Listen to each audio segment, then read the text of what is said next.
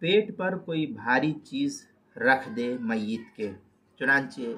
میت انسان کے مر جانے کے بعد، انتقال کے بعد اس کے پیٹ پر کوئی بھاری چیز لوہا وغیرہ رکھ دیا جائے تاکہ اس کا پیٹ نہ پھولنے پائے، اور اگر ایسا کوئی عذر نہیں ہے تو پھر نہ رکھنے میں بھی کوئی حرج نہیں ہوتا ہے۔ لیکن عام طور پر یہ ہوتا ہے کہ جب مردے کو زیادہ دیر تک رکھا جاتا ہے تو پیٹ پھولنا شروع ہو جاتا ہے، اس لیے فقہاء لکھتے ہیں کہ اس کے پیٹ پر کوئی وزنی چیز رکھ دیا جائے جیسے پتھر یا لوہا وغیرہ ہے تاکہ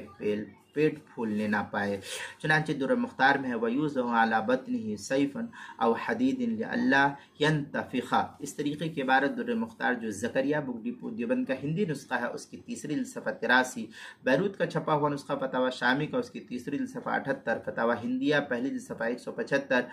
اور کیا نام ہے تحتاوی علی مراقی الفلاح اس کی صفحہ 308، البحر الرائق دوسری جلد صفحہ 171،